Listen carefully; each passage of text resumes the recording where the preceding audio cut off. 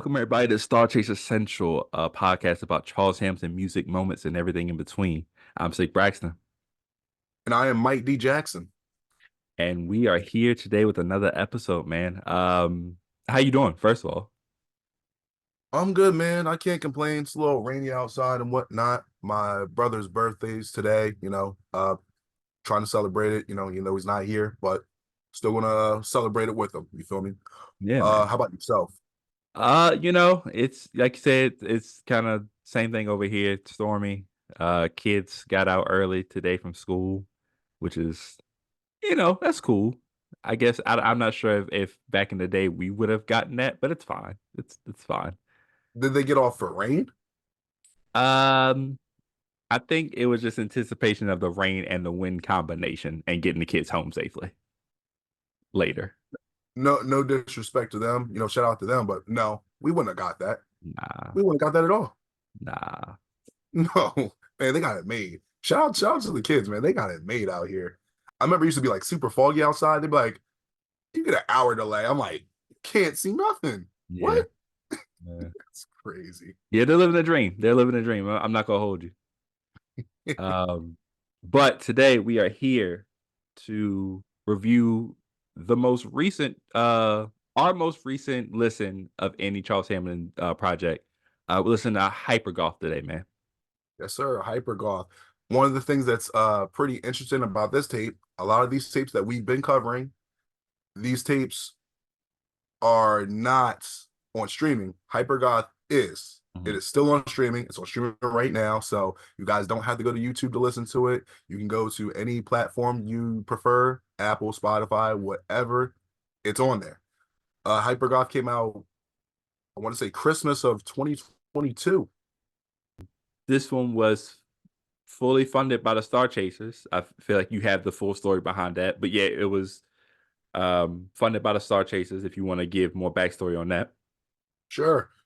Maybe I don't have the full story, but a bit. So obviously, Charles has always talked about trying to make music and trying to get something that the fans want. So this is one of the first few times in a while Charles was like, "Hey, trying to come up with this project for y'all because y'all have talked about getting me in a studio. If you guys pay for the studio time, you put the money up, I'll go in the big studio and I'll record a project for you." Mhm. I believe it was like the budget was like $2,000 or something like that. Charles recorded it. He went in the studio, had the ideas already in his head, recorded it, used the money. Shout out to all the Star Chasers that put the money up. This project is for y'all, the ones that actually put the money up, and I mean for all of us technically, but for everyone that really wanted to really see this project come to fruition, and it came true. So that's an awesome thing. The album or project was recorded in one day. I'm guessing Charles wanted to make sure he got all the time he could, with spending $2,000 or whatever the case is. So it was recorded all in one day, but everything was recorded in the big studio. So anyone that could complain about, oh, the quality and the sound, that's not there. You can't even say that. Can't even say that about the quality and the sound. It's there. The sound is there. Yeah. Yeah. So no complaints about this was recorded off a laptop or none of that situation that a lot of people I feel like who may have dipped off from the Charles Hampton music. That was probably I would probably say that's 90% of the main complaints or gripes that people were saying. So this doesn't have that issue. Um, so I remember listening to it the first time when it first came out. And I was like, you know what, this it sounded good. The sound quality was there, and I was like, okay, this is I would even say this is kind of like I wouldn't say it's like the reason I got back into listening to more Charles Hampton or getting back to listening to Charles Hampton more regularly, but it did kind of it was one of the first dominoes that fell down to get me to go back to start listening. And probably, you know, got me back into maybe thinking about doing this podcast or whatever. How about you? How did you feel about Hypergolf when it first came out? When it first came out, kind of like what you were saying, with me, I know I didn't listen for a while. It's one of those things where, respectfully, I'll say this. Charles was telling people, look, if you really aren't happy with the product I'm putting out, don't listen to it. So I got to a point where I'm like, you know what? I'm not going to be someone that's going to complain about it. He's making the music he wants to make, so I'm going to let him make the music he wants to make. I seen everyone talking about this project, Hypergoth. So I was like, okay, when he puts it out, I will give it a full listen. I will check it out. When I first heard it, I'm like you said, the quality and the sound's there. But for me, I'm like, man, I'm not sure how I feel about it. Mm. Maybe this will take a couple listens to it. I listened to it maybe like twice. Wasn't really digging it as much as I wanted to. But I was like, I'm gonna come back to it later on, listen to it again, because I've had projects like that where I first listened to it, I don't know how I feel about it. Listen to it, few years down the road. Oh, this is great. I don't know what I was missing before, but this is maybe something we can remedy today, at least from my standpoint. But first time I heard it, I was like, I don't know. But there were some interviews and some blog posts that Charles had that he kind of explained some things. So we know Charles is cryptic. So there's certain things that he kind of talked about and explained to kind of give you a better idea of what he's talking about in these songs. Yeah. I think the best way to do this today is just, to maybe just do, pick our favorites, kind of go through and maybe have some questions in between and then Okay. kind of go through stuff maybe that we didn't. This is going to be a very much a positive and critique type of review today, I think. Right. I think we're kind of on the same level as far as how we feel about the project. Um, but again, this is the positive Charles Hamilton thing, so we're gonna do it in a very objective critique type of way. And Um, real quick, before you start, the one thing I can say, and I might be, throwing us under the bus with this, but I feel like we're going to be one of the first few people reviewing this tape, like you said, in a positive but in a critiquing manner, not mhm, to the point where we're, oh, it's the best thing since sliced bread, or this is the worst thing since black. Like mhm. we can find a good balance between, okay, this is what I like, this is what I don't like, this is what could have been improved upon, this is what made me really tune into this. So we could find a good balance of both, good and what could be better. And that's actually what I had right here on this notes that I took or whatever, is that I looked around for like some different reviews and stuff like that, and literally, it's one of both of those sides. There's no in between as far as like what I'm saying.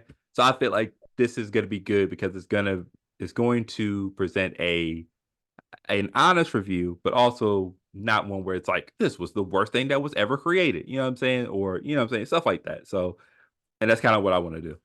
It'll also help us with our, I won't say help us with our critique, but with what our merit means and what our word means. Because Mm. with most of these projects we've been talking about a lot of favorites. So it's like, hey, this is something that's not necessarily either one of our favorites. Mhm. And we can actually talk about certain things we like, certain things we don't like.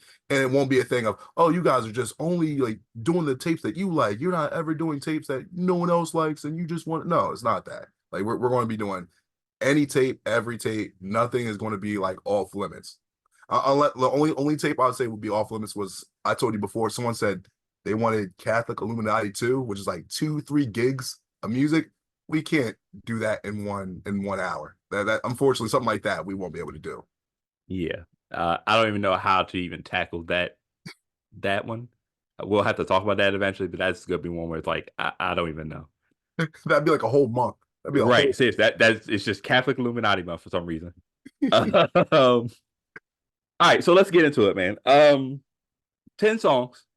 10 Yes. songs. So relatively short if you take away the fact that Charles does a thing where he adds like 1 or 2 minutes at the end for whoever to loop it or whatever.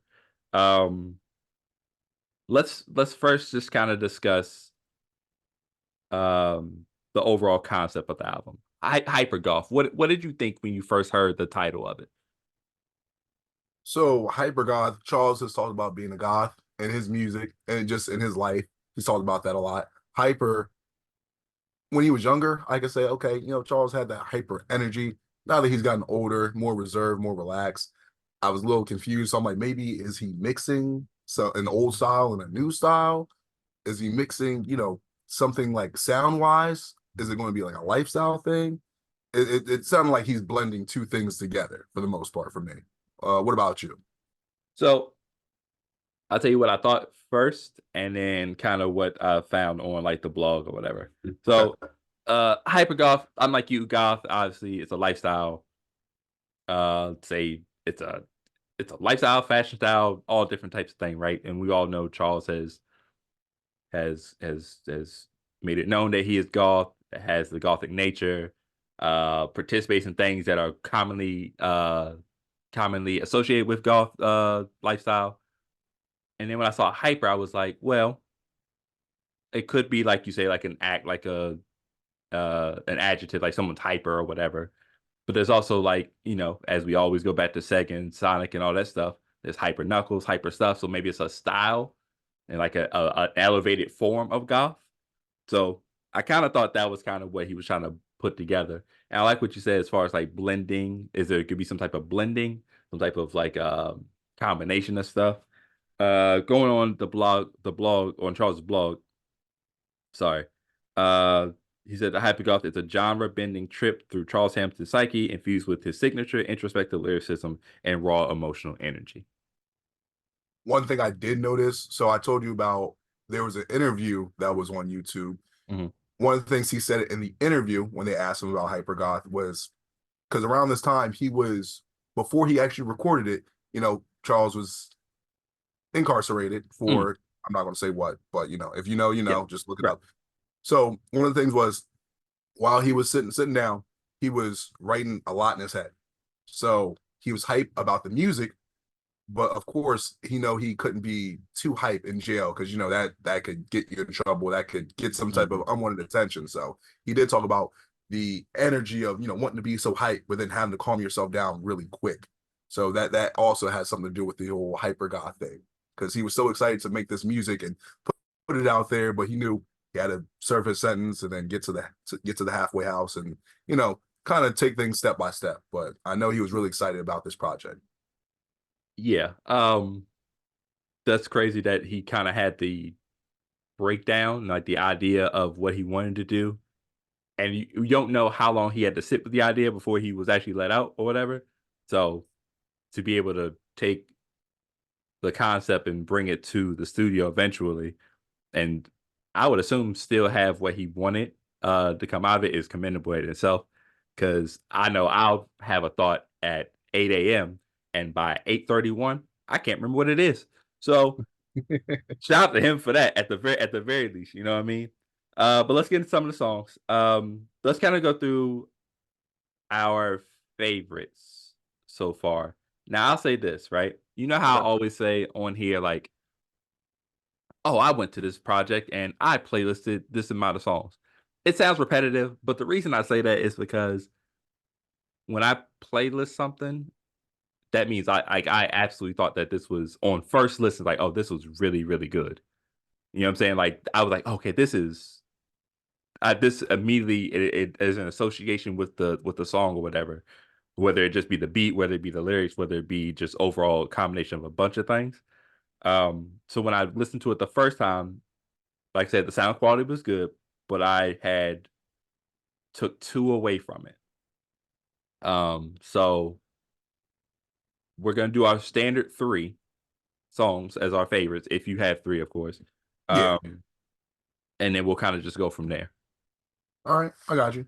So, my three, I'll say, first one I'll do Childhoodless. Hmm. Childhoodless. I believe that's the second song from the project. Hmm. I feel it's a good sample flip. One of the things he says on there is, feel I have to be here to set the record straight. So when I think about stuff like that, especially in Charles' situation, a lot of times he's gotten himself in trouble. He's gotten himself in altercations he really shouldn't have been in.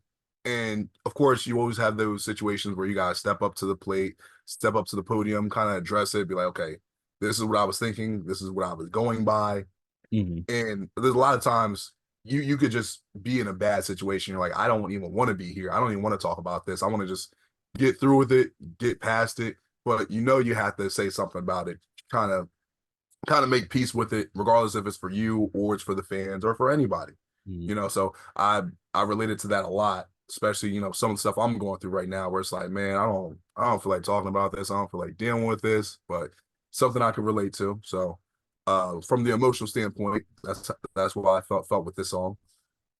Next song, I'll say "Into It, Baby." I want to say this might be my favorite song from the project. Okay. So from that, like the beat, like the sample and the chops. Can't forget about the chops. Charles has the chops right at the end. We Mhm. always talk about how Charles will leave like a beat and a half, a minute and a half of a beat, just so if you want to loop it and do whatever you want to it, cool. But just I love what he did with that beat, just amazing. Mhm. Um, One of the things he says in there is this should be awesome, this should be interesting, this could lead to your doom, this could be anything. And that's true. That's an interesting way to, start a song off because it could be anything. You're intrigued and you're like, all right, well, let's see what he's got. I want to say there's some, I guess the song has conflicting energies because he talks about, I don't want to have to leave you alone. And that's one of those things where he could be talking about substance, he could be talking about like bad friends, bad relationships, and you could grow so close and tight with someone or whatever the thing is, and it's not good for you, it's not benefiting you, and you're like, I don't want to, but this might be where we stop crossing paths and we go in different directions. So Mhm. that's how I feel about that one. Third one, I'll say There Was Love. I'll choose that one. Crazy Flip. It's the same sample from, I want to say it's Falling Out of Love from Ill Doesn't Mean Classic. Oh So yeah. yeah, it's like the same sample flip. So it's one of those things where like I like the beat and I like the flip. So it's one of those things where I kind of look at it like a part two because I like that song from that project too. So Mhm. it kind of like reminds me of that song. So anything that reminds me of another song that I like, can't go wrong with it. So I'd say those are my three that I enjoyed the most from this project. Okay. Let's go back to childhood list because that's on my list too. Okay. That's one of those ones that I had playlisted on the first listen. Um, the title, there are a lot of good titles on here, and I think that's gonna lead into like part of some of my critique later. But childhood list is interesting because, like you said, what did he say in that one? Say that part that you had in your notes again. Okay. Feel I have to be here to set the record straight. Yeah. So when I think of childhood list, you kind of think about the fact, and like again in the blog post, he kind of talks about some of the different things that he actually is rapping about in the album, and one of them is just having childhood issues or like his upbringing. We all know some of the things that happened during that time. So childhood to me is like kind of confronting that the fact that he kind of got his when I say he kind of got his childhood stolen and or his like innocence stolen. So that kind of and you kind of have to address that part. Like and with Charles's, his different bouts or like takes on like unaliving yourself, obviously. Um that's kind of like a like confronting the fact that I feel I have to be here to set the record straight. Like I may have wanted to, not want to be here before because of certain things in my past, like about upbringing or whatever.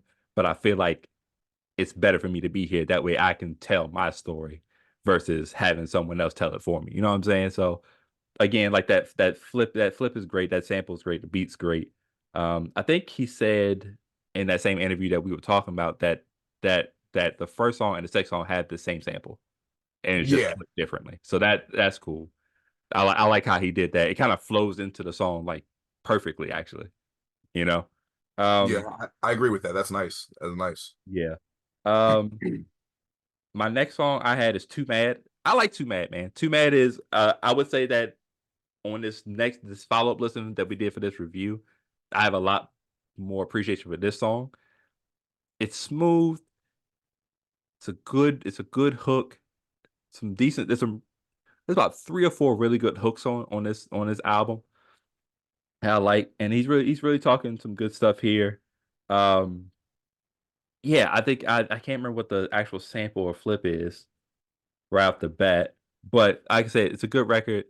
Something kind of eases into the ends the first half of the album before getting into the. I feel like the second half is a little bit more funkier. I guess I would have. Well, No, I would say the first half's a little bit more funkier. I would say.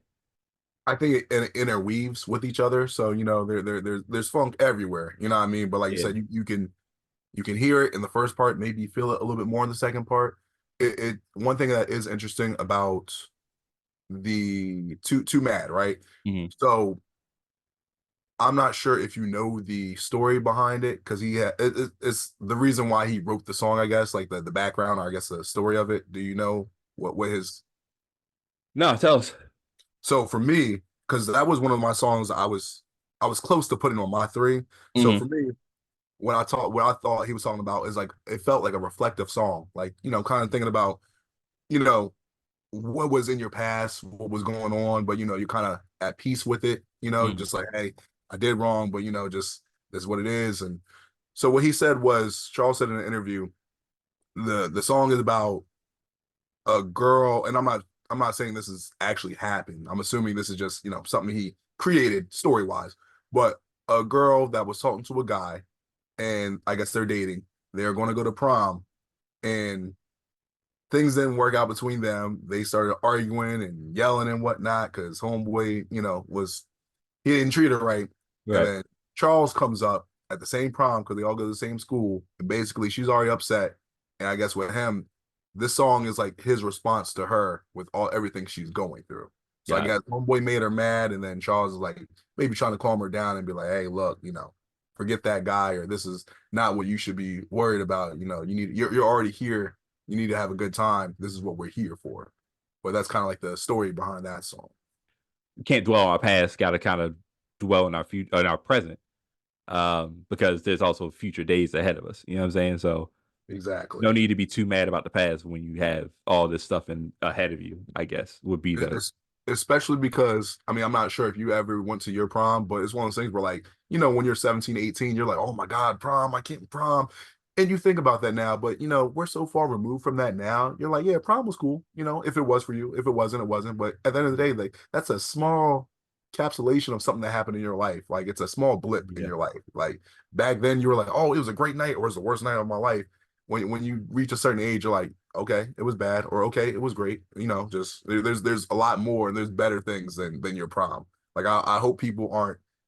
What's the phrase that people say that they stunted their growth after high school? You peaked in Yeah, they high peaked. school. They peaked in high school. Yeah.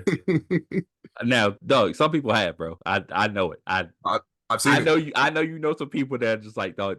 You want to still be there? No, well, I know people. I know people like that, and I'm like, why? Like, why? Like it was like for me, it was cool when it happened. I Yeah, don't want to go back though. Like I enjoyed my time there. I enjoyed being 18, going to the beaches in the summer and all that. But after no, I do not want to go back. No. yeah. I see those posts on like social media where it's like, if only we knew this would be the best time of our lives, and it's like showing like them in high school with lockers. I'm like, bitch, are you crazy? No, it's not. It was not, man. It was a good time. Wasn't the It was greatest. decent. It was cool. There was some cool moments, but like the best time of your life? Hell no.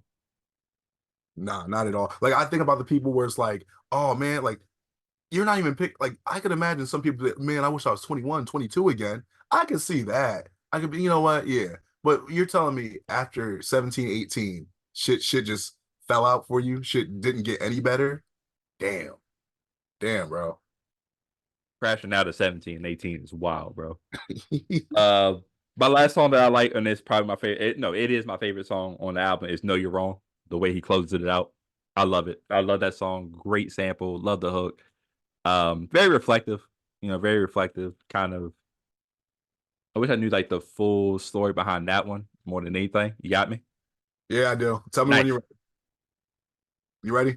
Yes, I hope so. So in that same interview, they asked him, okay, Charles, what's no you're wrong about? Because with me, I felt like it's self-explanatory, like, oh, when you're wrong, and you made your mistakes and you had your issues. So, and I was kind of right on that. Charles says it's about seducing an ex. Well, There's more. There's more to it.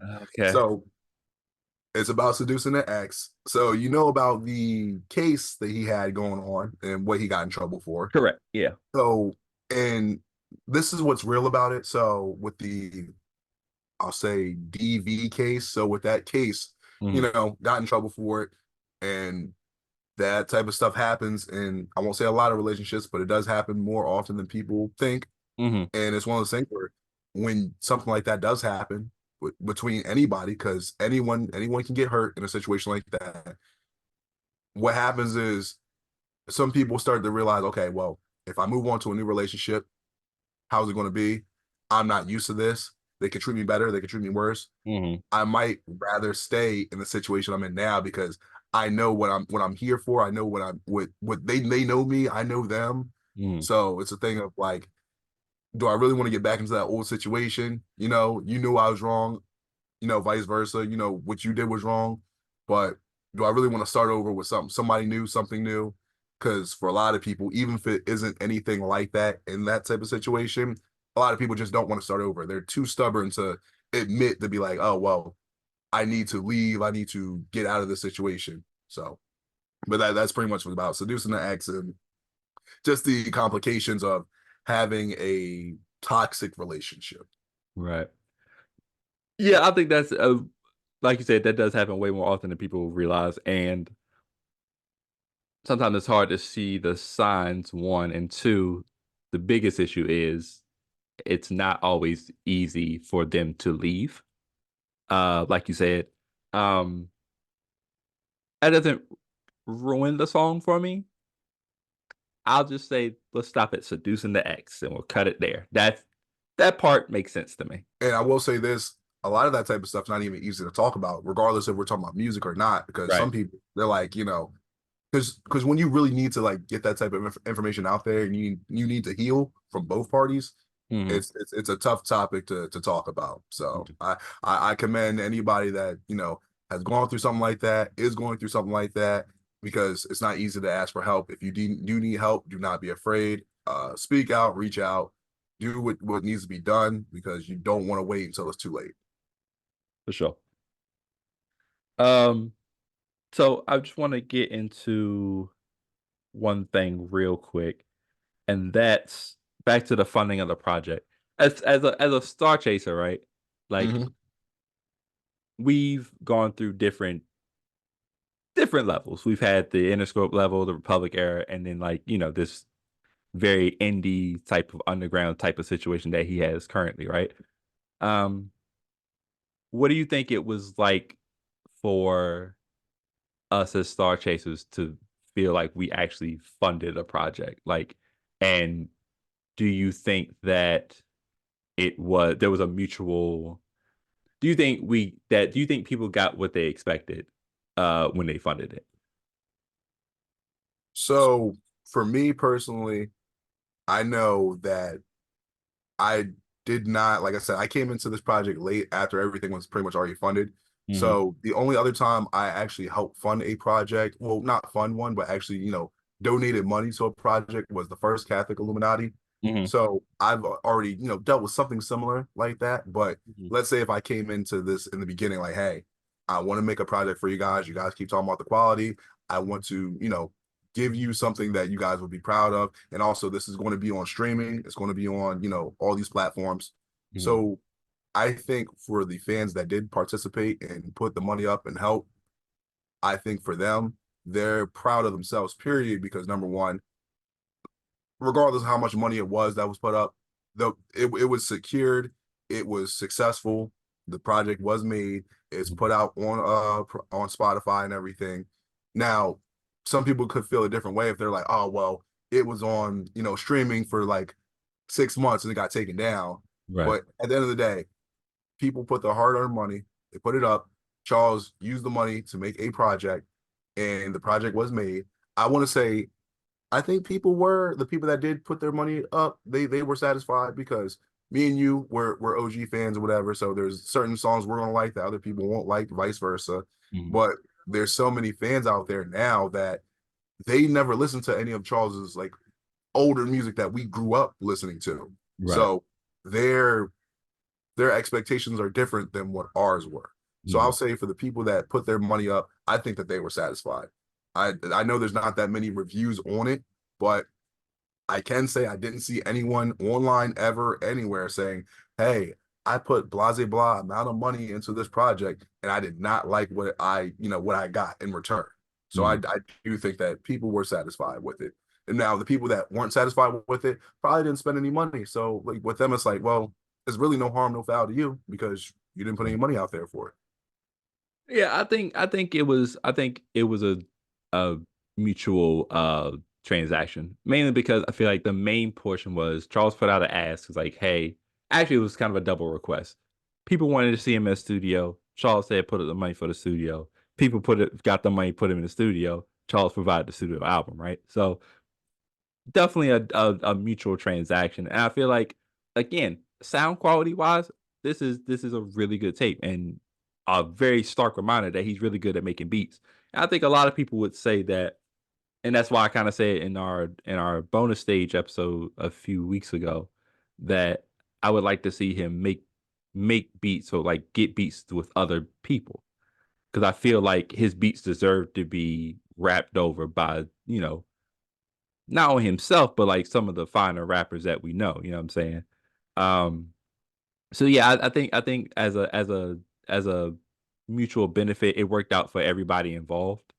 Um, but as far as the rest of the tape, I know again, like I said, me and you kind of have like a similar view on the album. So let's get into kind of like our critiques as well. Yeah, let's get into our critiques of the album.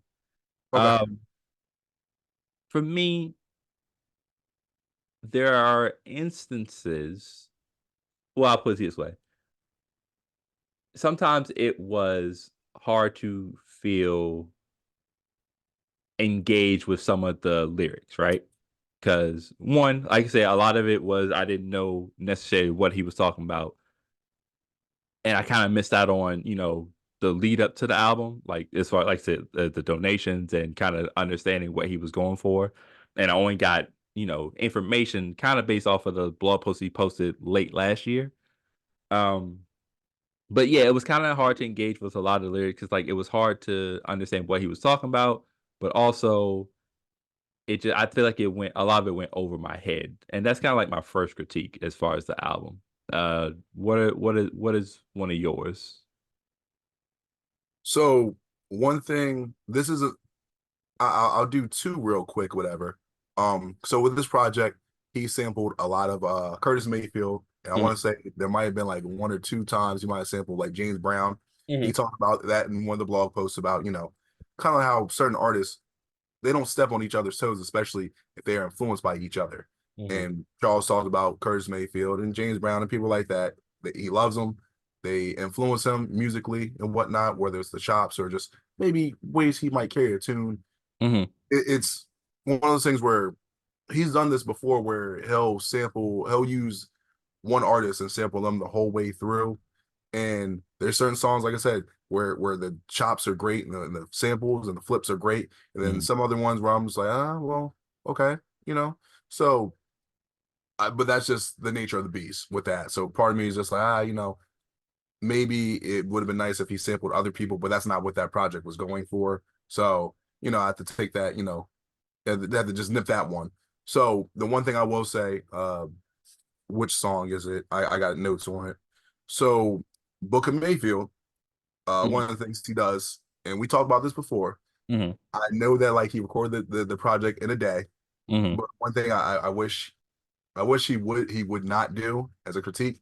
So on the second verse, like he talked about, being kind of sick or nasally, I guess when he mhm. recorded this project you hear him being nasally. He's kind of coughing throughout the verse, and then Yeah. he does like a sneeze or something. And we know he keeps going because he's either writing from the head or he's freestyling the project. I personally, I just wish he would not do that, just because it takes away from certain songs. Like there's certain songs that can be really great. Then you have that in there, and then it kind of makes it go from great to it's okay, you Yeah. know. So it really stunts a song. And of course, he could be like, oh well, the fact that I kept going, yeah, that's great. But honestly, there's a reason why you could do another take. Like you did the project in a day, which is fine. That shows how fast you can work. At the same time, though, like you could have just redid that, man. I wish you would have just you know not done that. I'll say that. Yeah, it kind of removes you out of the listening experience because then like you start running with questions like, did he just cough, or like is he like you start asking yourself like he sound like he's sick and stuff like that, which is fine. You know what I'm saying? Like if you're sick, like that it can add certain a certain element to the record that wouldn't happen if you were healthy or whatever. Examples are just like, the way 50 used to rap because of the shot or whatever, or Conway, the way, what I'm saying? Different things like that or whatever. But in this instance, it's like, you know, I get that you're able to just keep going without when stuff like that happens. And that's again a skill that not everybody can do. Um, but if you're gonna make an album and you're making a song like that, I just like you, I wish it was, well, let me go back and just redo the verse, or redo the take or whatever, which, isn't always a thing he does. Oftentimes he tells us he's done something in one take in the older days. So that's kind of a thing that he does. So I do understand that portion of it.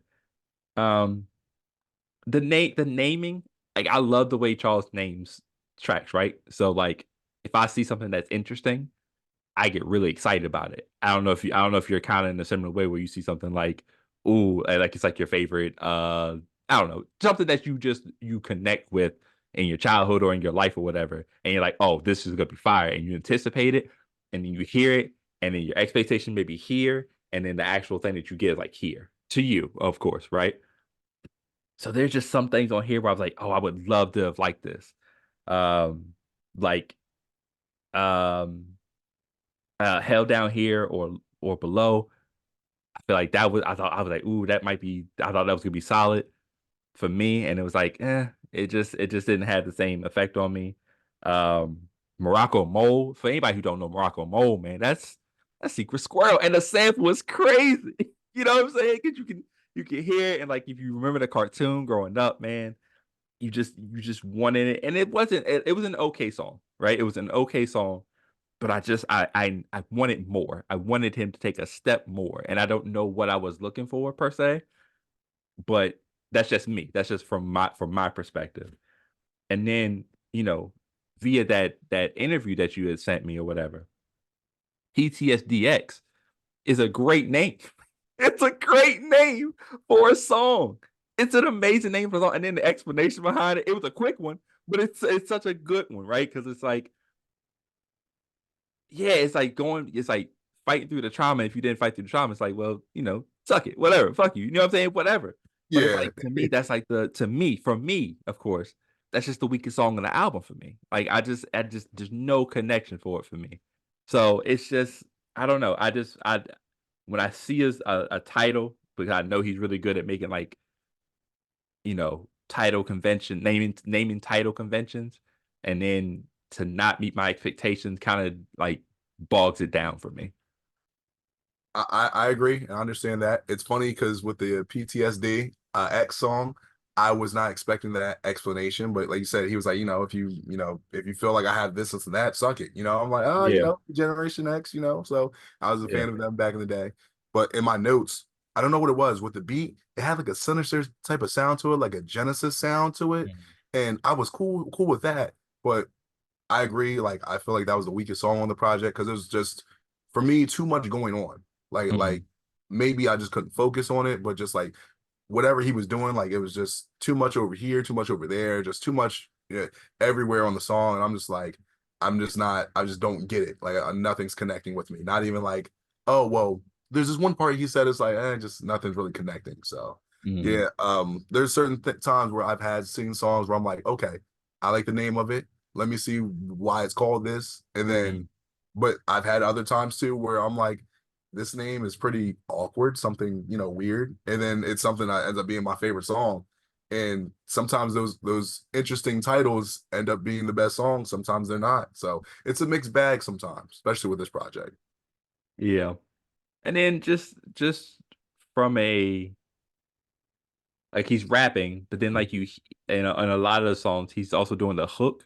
Like he's rapping over the hook, or like he's rapping, or he's two voices at the same time. It's both him, but it's like it's at the same time. So like I'm trying to focus on one, but I hear ad libs or the hook in the more so than the actual verse. So it's hard to concentrate on both. Um, I I think know. those are like my biggest critiques of the album itself.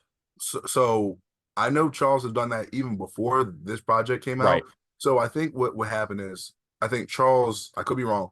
A lot of times he might start with a hook first, just to have the hook, already Mhm. done, and then he'll do his verses. And if you're writing in your head, freestyling in your head or whatever, you can kind of count the 16 bars and be like, okay, I'm halfway through my verse. I got like four more bars. I got four more, and hook comes in.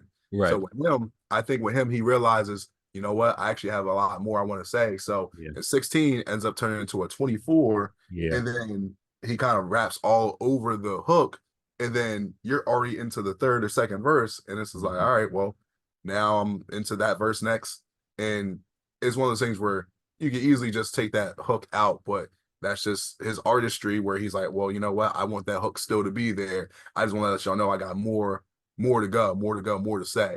And it's like partially for me, I'm like, well, you could just do that on the next verse, but that's just part of his like I said, his artistry where he's like, nah, I want to say it here, I want to say it now because I want to move on to another topic on the next verse.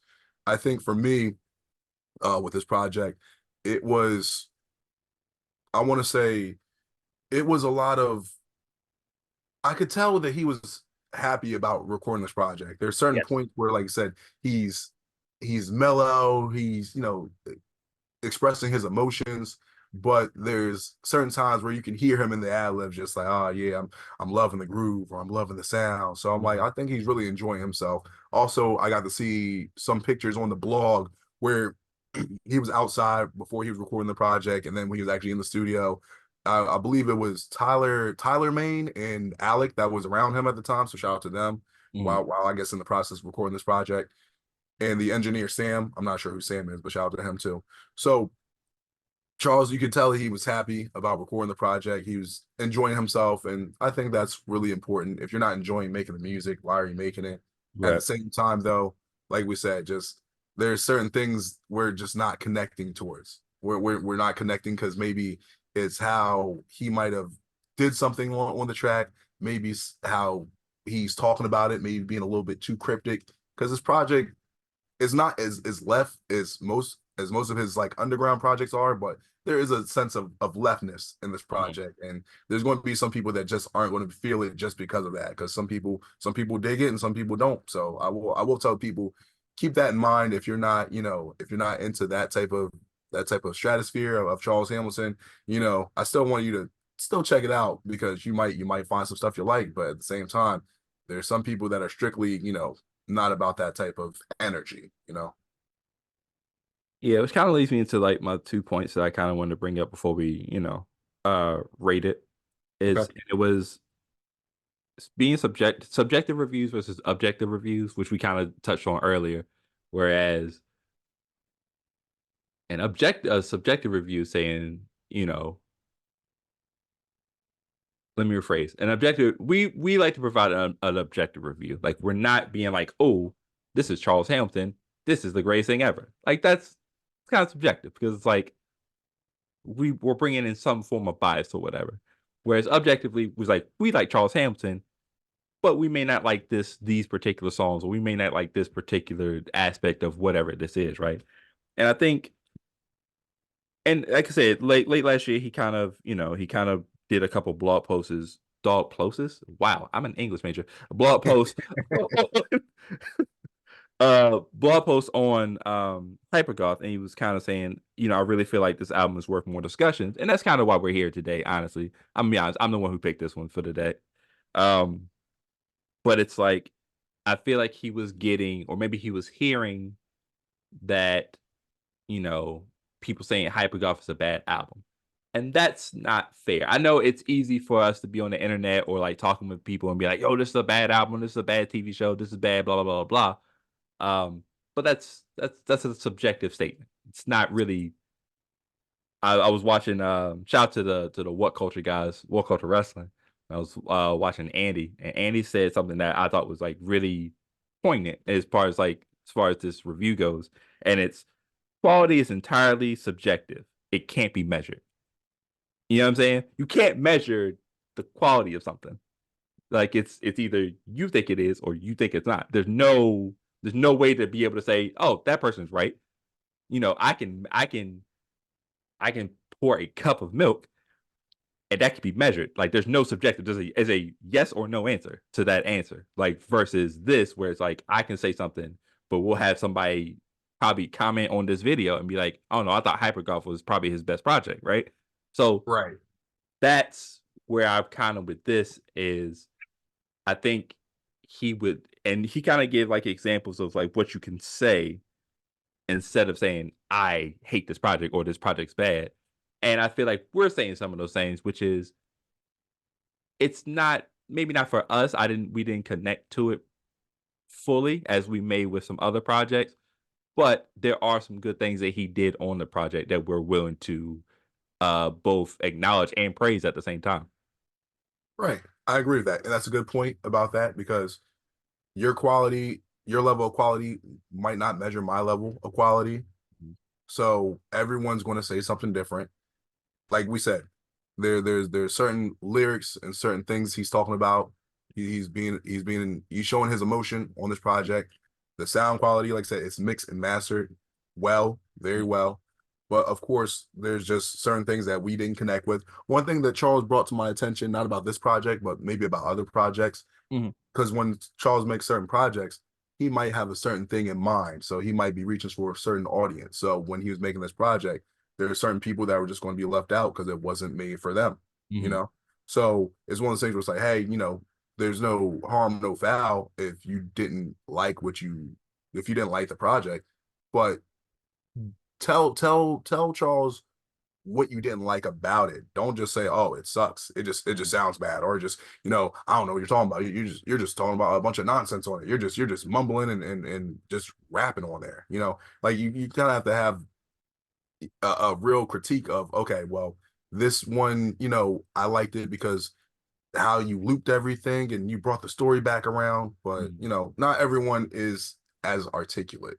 There's some people that are just like, I don't like it. I don't like it, so it sucks, and that's just Right. all they're going to say. So, and I'm not that type of person. My thing is this: especially if I don't like something, I'll say, all right, well, this is how it made me feel, and this is what I came up with it. But if I do like something, I'll tell you exactly why I like it. So that's just how I look at things like that. Especially being older now, because before, when you're a teenager, oh yeah, this sucks. It just sucks because it sucks. I don't like it.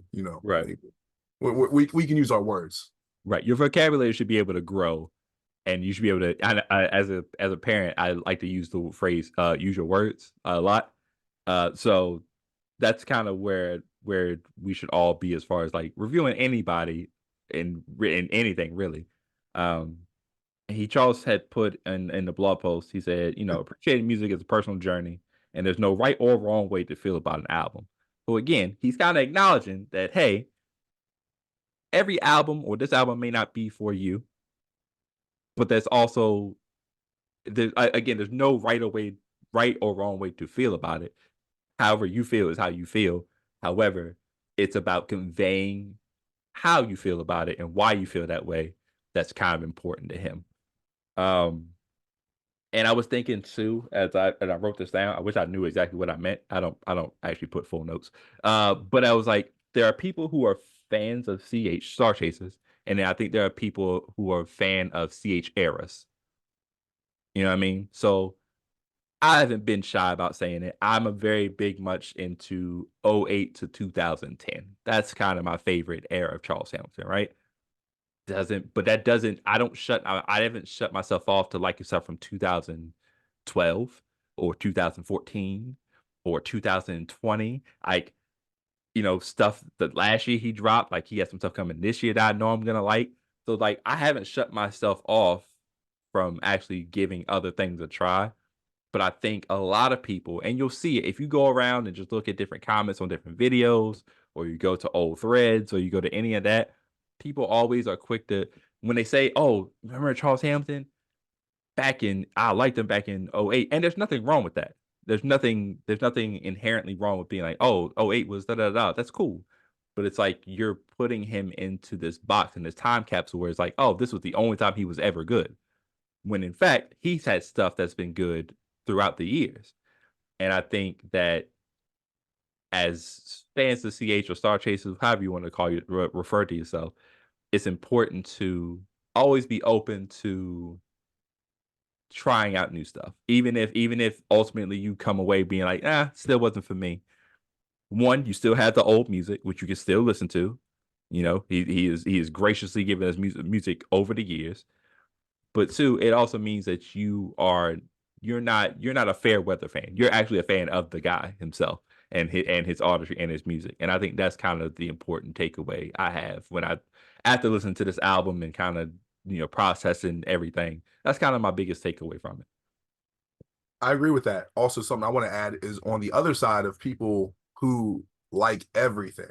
Because to me, I don't think that's realistic. I'll be honest.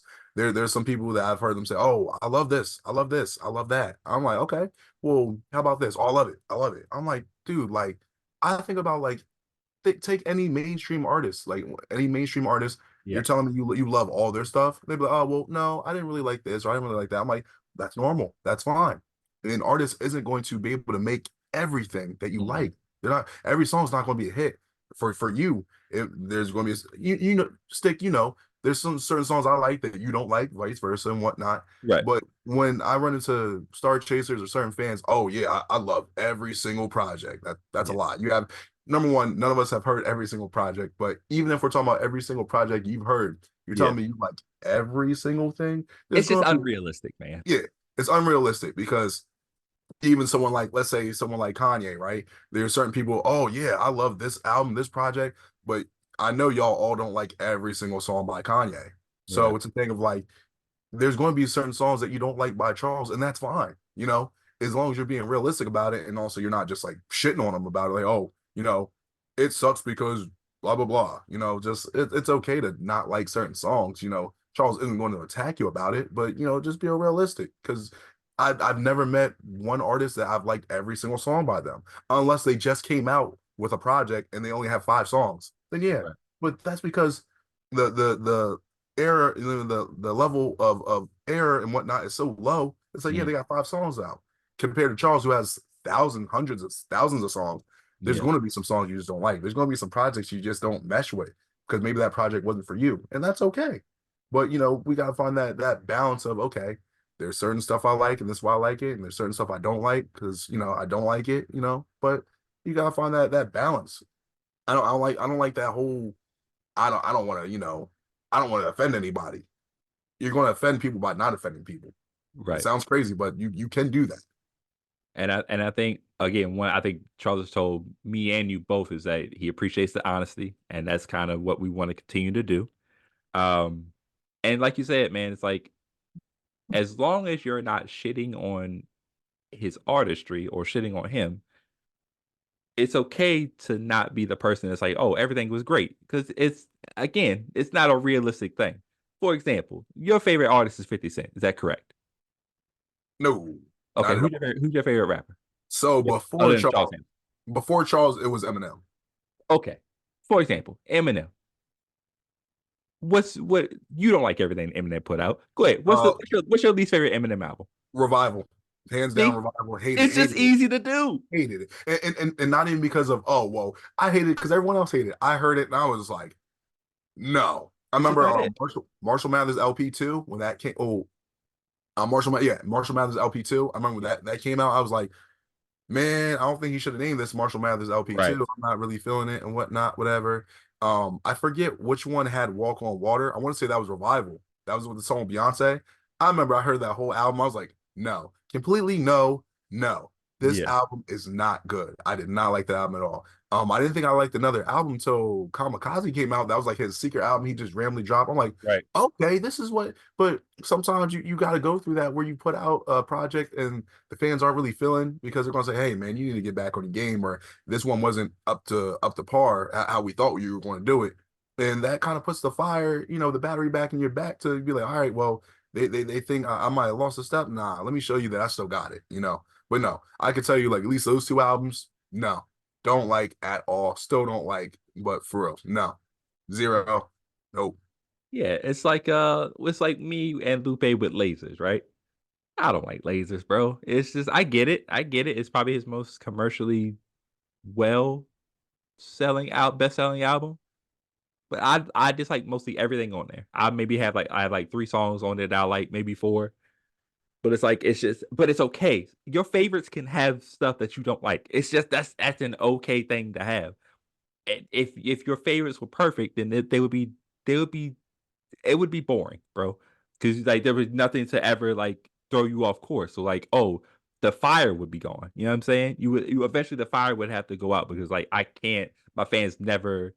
And I think some artists kind of, I think they kind of fall into a false sense of what's the word I'm looking for? A false sense of quality because every time they put something out, everybody's like, oh, this is the greatest thing ever. And then when in fact their quality of music has been dipping slowly but surely. So I just think it's important to be honest with like your critiques of stuff and how you feel about things because one, it helps the artist as far as, oh, what can I do better or what are they actually looking for? And two, it's just the honesty thing, man. It's just the honesty thing. Honor system. Honor system. Yes, sir. I agree.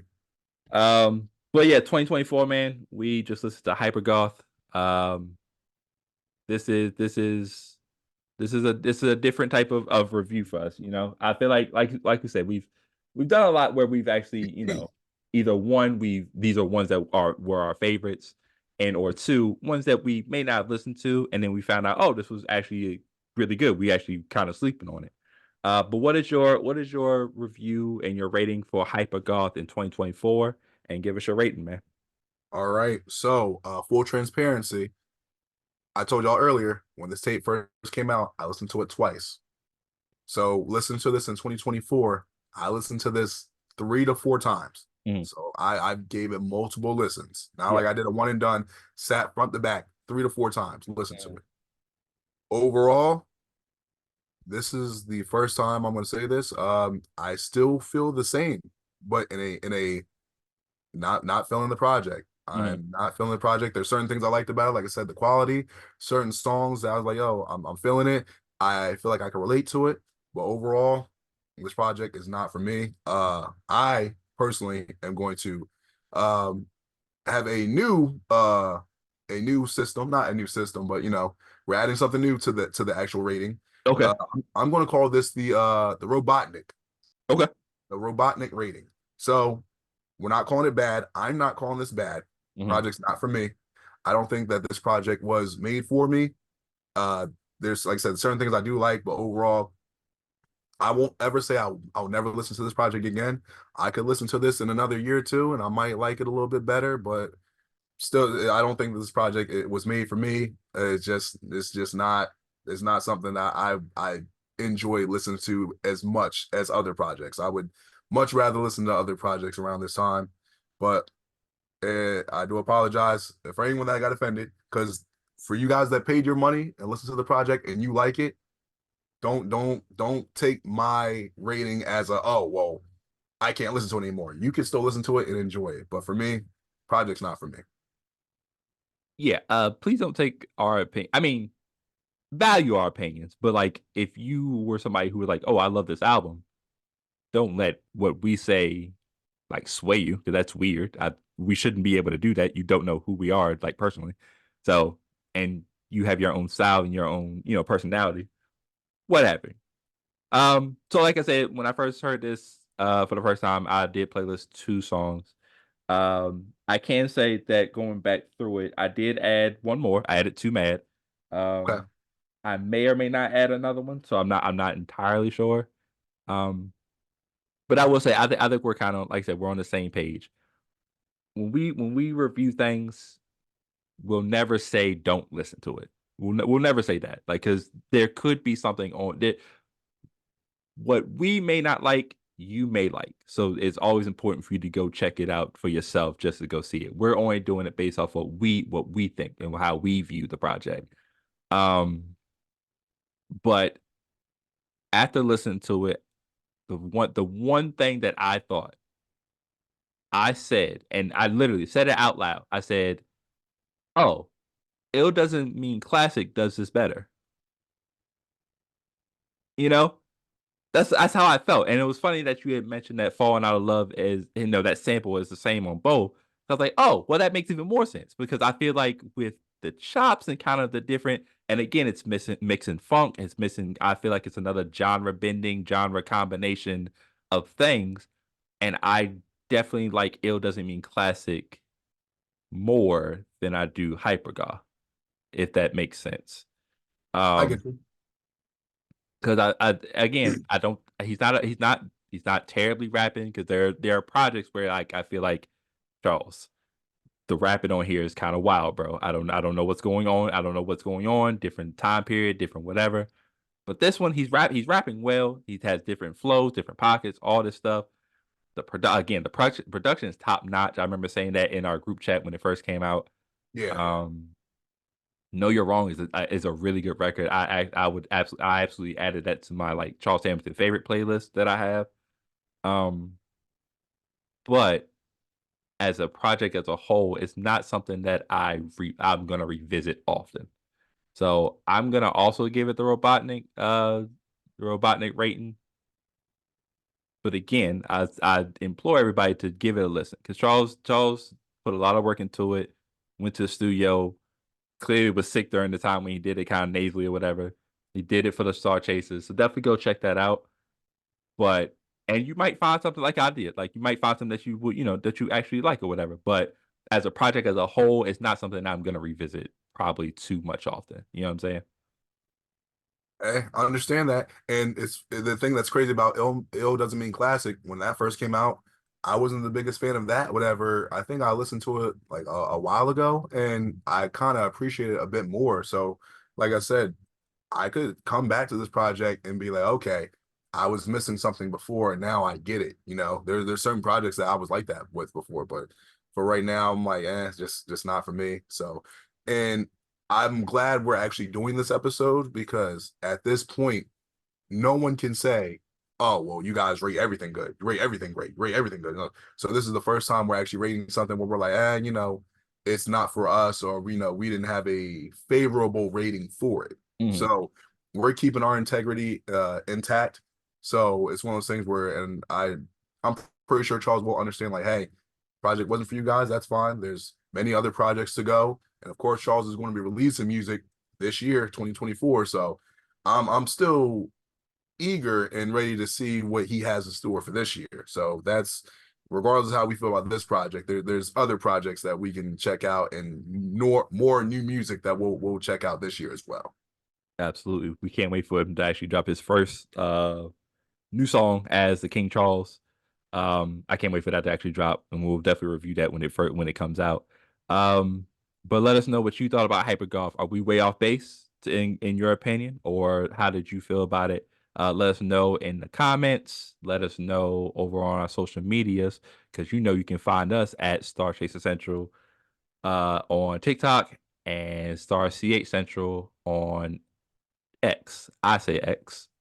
Mike doesn't. You can also subscribe to our YouTube. Please subscribe to our YouTube. You guys have definitely been running it up lately. Star Station Central. Mike again does a lot of great social media stuff, man. Does a lot of the sample ones. Who did Charles Hammond sample? The Rockstar Girl one today was amazing. I feel like that's really no one would like most people won't know that if they don't have like a deep music history or whatever. So that was really cool to know and find that out. But you can also follow us on our individual pages. I'm at Stick Around 54 on Instagram, STIK around 54. Mike, where can they find you, buddy?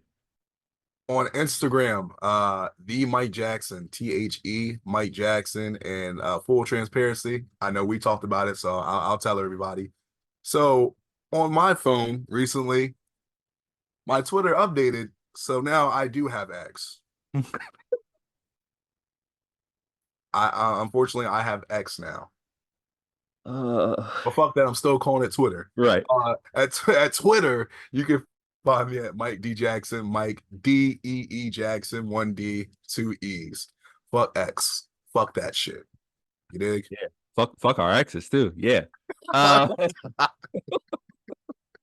Uh, but yeah, man, let us know what you want us to review next. We love to review more some of the newer projects. We probably don't know where to look first. So that's kind of like that's where you guys can kind of step in and be like, oh, if you didn't like Hypergoth, maybe try this 2022 album or try 2023 album. We're willing to listen to anything. Yeah, I actually want to kind of get into that. I think he did that. I wonder if he dropped that one. It was supposed to be like his Illmatic version, his Illmatic tape, because he had like a Illmatic sample that he was rapping over on one of his lives, and that shit sounded fire. I gotta see if I can find that. Right, right. Um, but yeah, just let us know. We kind of working out a schedule, kind of what we want to do for every month. We have an idea, and I'm gonna run some ideas by Mike, but I'm thinking we're gonna record our first guest thing very soon. So be on the lookout for that. And then yeah, any last words, man, before we head out?